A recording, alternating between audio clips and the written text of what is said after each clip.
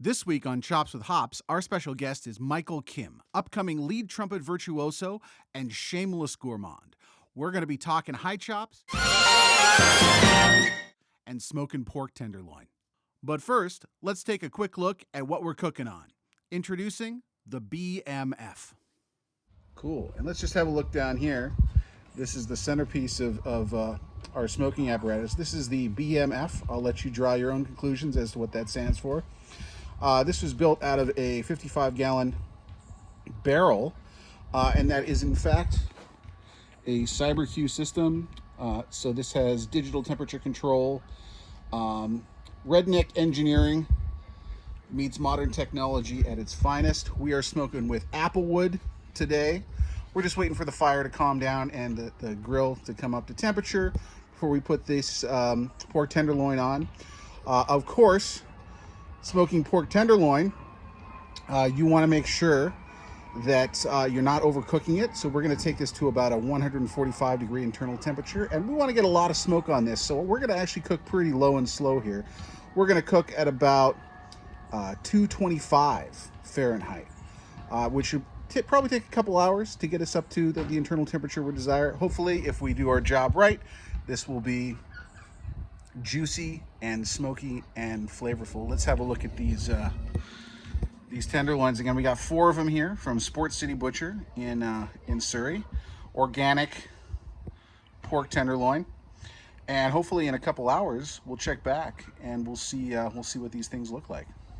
In the meantime, let's get to know this week's assistant pitmaster, lead trumpet sensation Michael Kim. He can do this.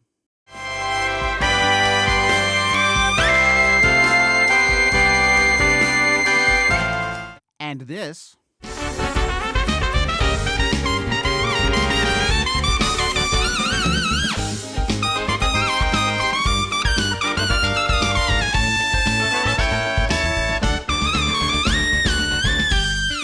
And this.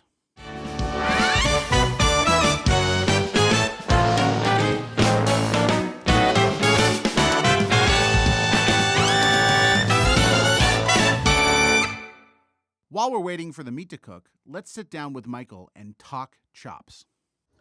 Like, when did you start playing trumpet? I started playing trumpet in grade 9, I think. That's when I first started playing. And was it grade 9? Yeah, I think that was grade 9. I started playing trumpet because I heard this band called Airmen of Note. And there's screaming lead trumpet player Brian McDonald still to this day, which I personally think that he's one of the top 3 lead trumpet players alive today. He impressed me with his massive shakes in this tune called Night in Tunisia. It's actually arranged by another trumpet virtuoso who plays lead, classical, probably one of the best trumpet players in the world, Alan Vizzuti.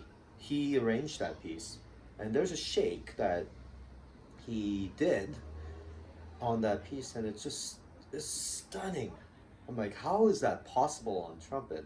So I started playing trumpet. I asked my dad to take me to Lament, which is a musical instrument shop here, and pick up a student trumpet, and I started playing around with it. Started playing as high as I could.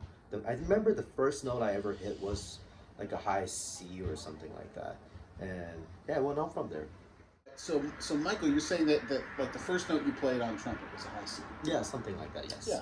So it's interesting, you know, when you're describing how you started playing the trumpet and how you came upon your upper register, how you found your upper register, mm-hmm. which is pretty much right away for you.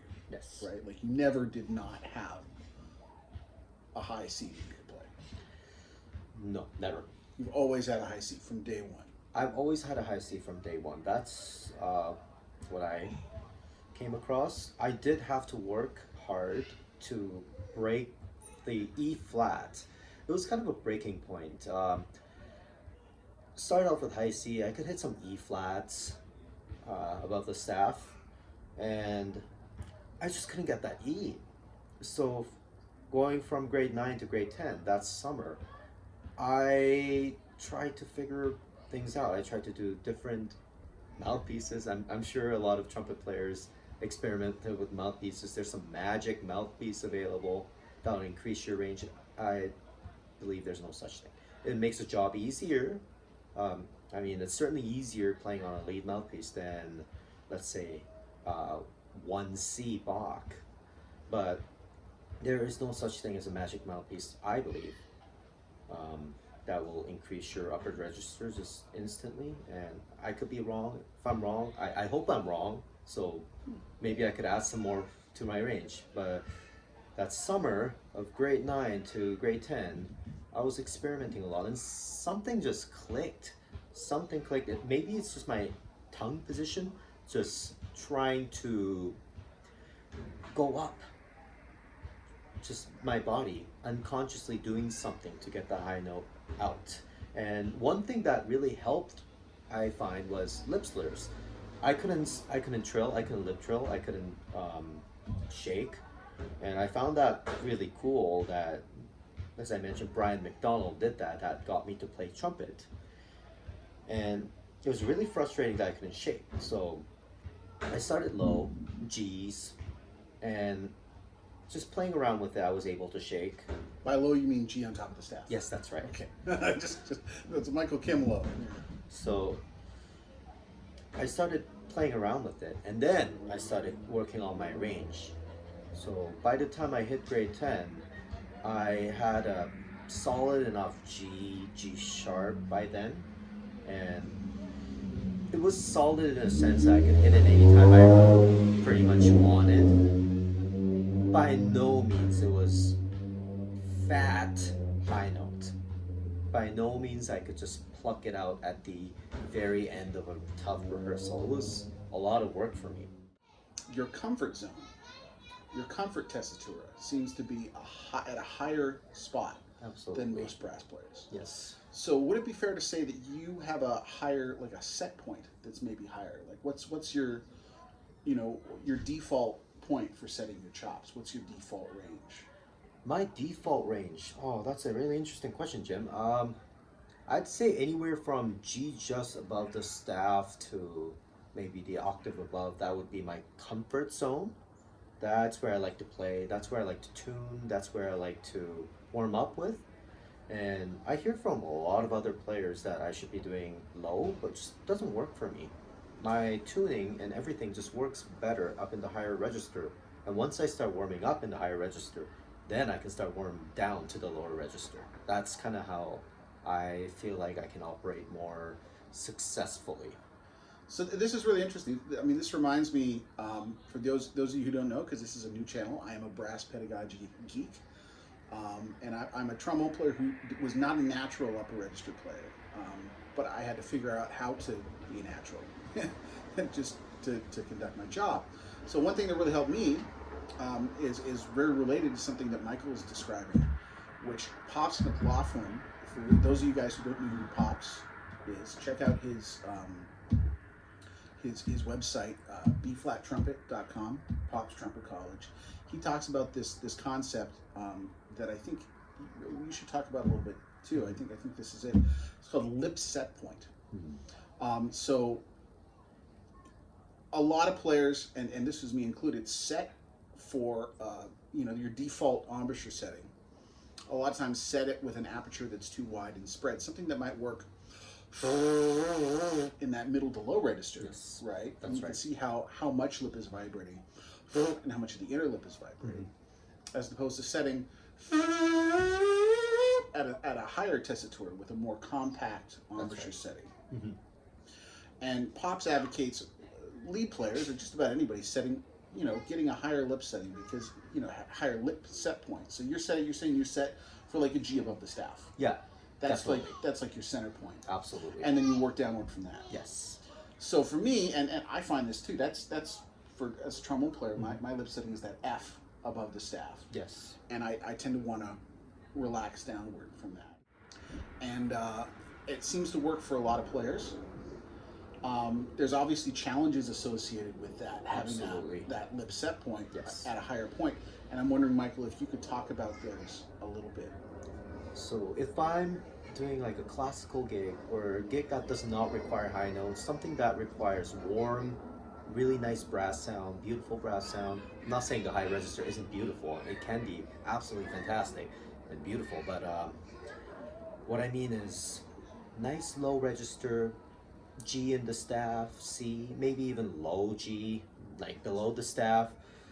That's a huge challenge to me in terms of just starting bang off with that. I'd have to warm down to it. A lot of people would have to warm up to the high notes.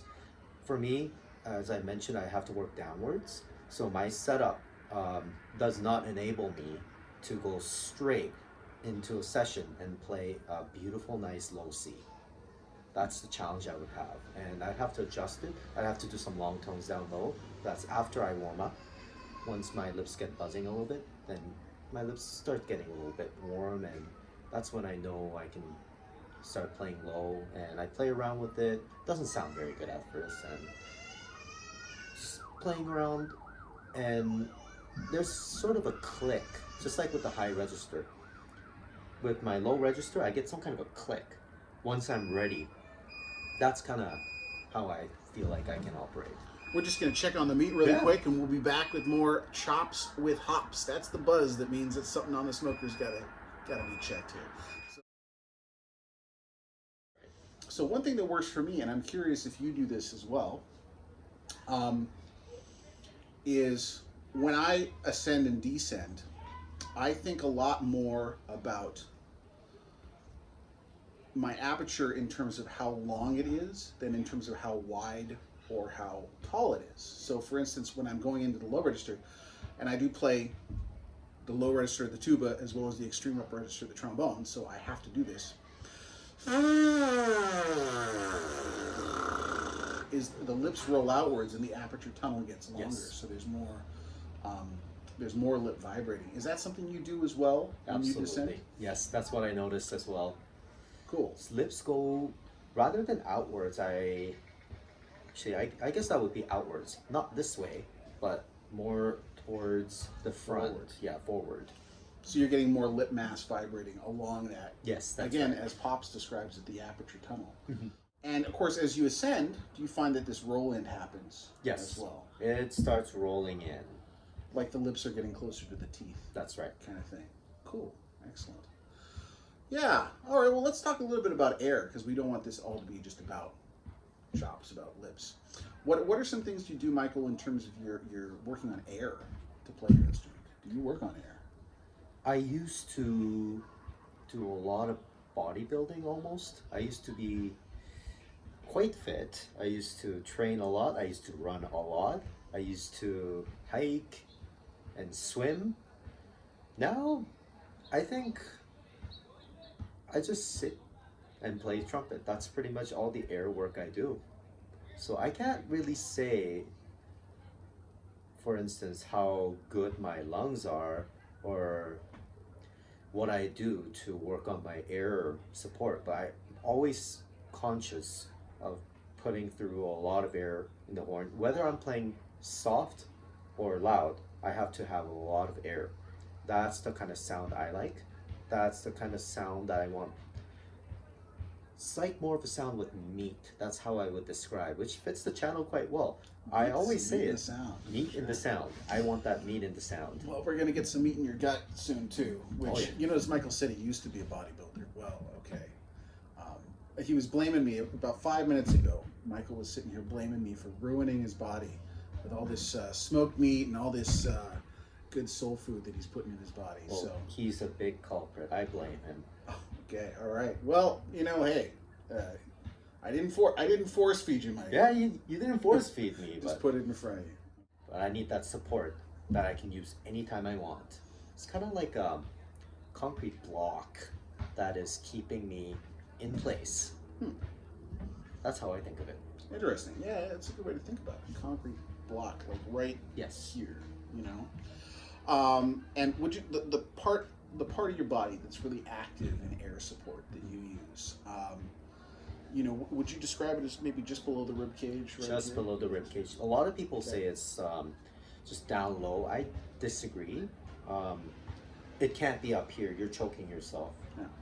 I find it just around this area, just below the diaphragm. So your rock here, this is where your air support comes from, the abdominal muscles, That's right. diaphragm, all this. And then this is completely open. That's open. It has to be open. It has to be open. As soon as I tense up here, as soon as I start choking, the note just doesn't come out. Tongue arch, right? The position of your tongue when you play in different registers. Yes. Do you do any of that? Do you modify the position of your tongue as you go up and down? I think I do. I think the tongue goes up as I go up. So, for instance, when I'm doing lip trills or shakes, definitely is the tongue that's doing the work, not my lips. Yeah. Yes. Like for sure. Well, Michael, I think we've had a great time talking, and it's just about time to pull the pork off Absolutely. the smoker, so we can see the fruits of our labor. Before we go, would you please share, are there any projects that you're working on right now, or anything you want people to be aware of that you're working on that you'd like to share?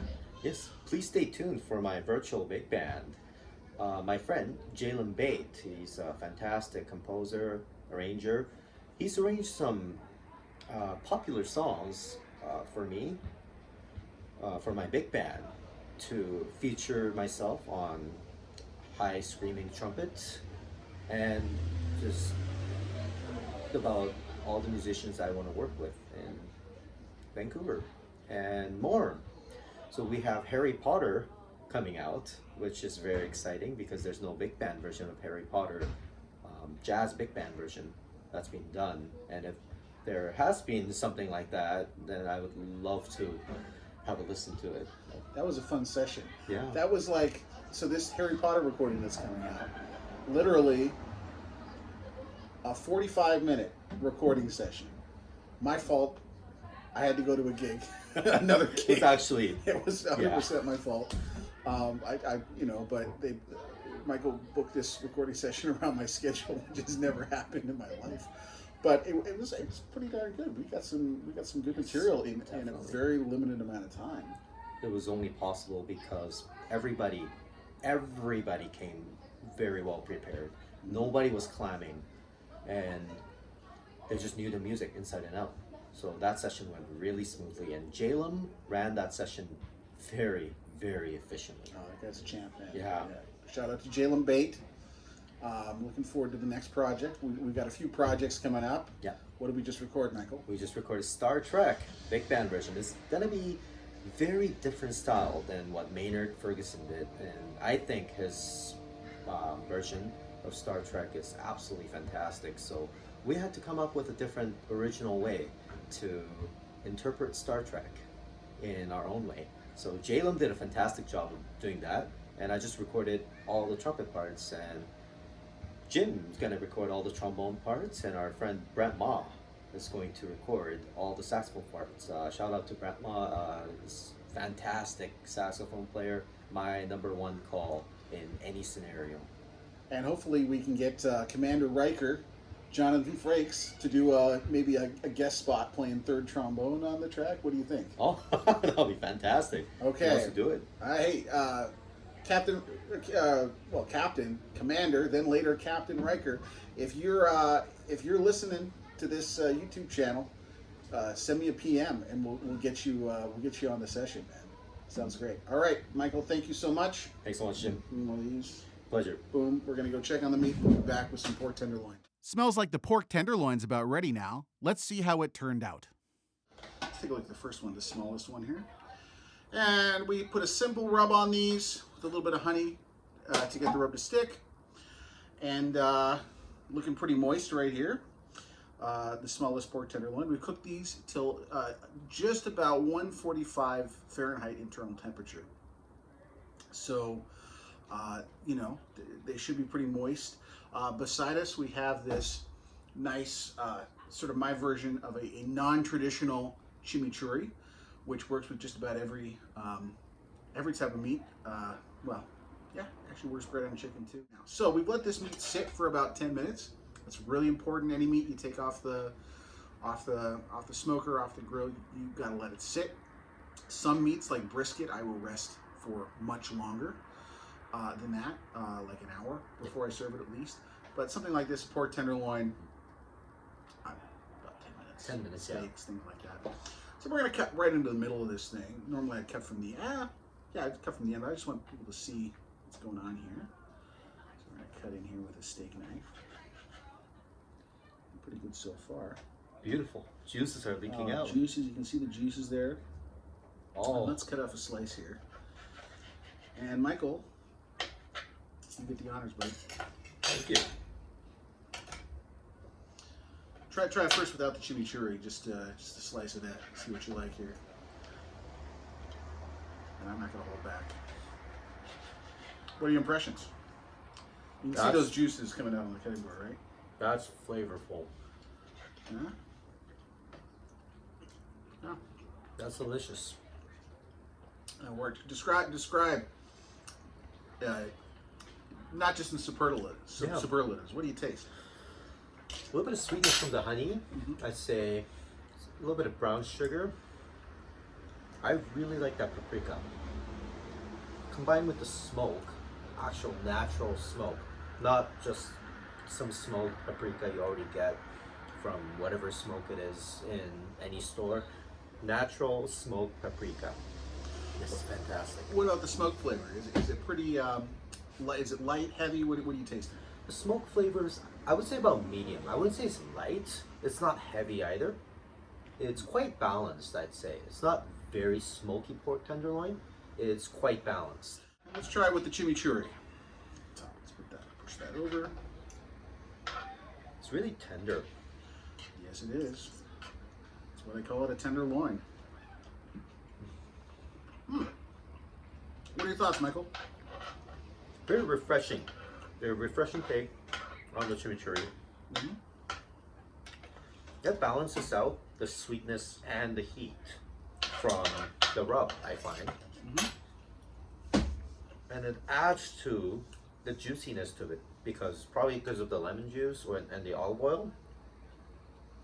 Definitely a nice compliment to it. Yeah, talk about a meat salad. Oh yeah, meat salad. You don't need it. You don't need this, but you want it. This is even better. It's like butter. Yeah, describe what you're tasting, Michael. Difference is obviously because it's bigger, you get less of that rub, so it's not as spicy. But you taste that pork more, and as you bite into it, each chew that you take, it's just more juices come out, and kind of squirts the juice all over your tongue and just slides down. So Michael, let's just make sure to keep our language civil here, because much of what you said, if taken out of context, oh, that's not my fault. The juice is dripping down your chin. Oh yeah. Okay. So we're gonna take a break. We're gonna eat this delicious meat we've smoked. I'll try to post the recipe along with this video. Hit us up in the comments if you like what we're doing, and if you don't like what we're doing, well, just get lost. Thanks for watching Chops with Hops. Make sure to hit like and subscribe for the full flavor experience. Okay, Michael, so here's the deal. We must have been really, really, really, really hungry, because we started off with 4 whole pork tenderloins, right? Like a half hour ago. That's what's left on the cutting board of the 2 that we presented. And we have 2 in the dish. So that means we've, between the 2 of us, eaten how many pork tenderloins, Michael? 2 whole pork tenderloins. 2 whole. And wow. were they small? No. But this is gluttony at its finest.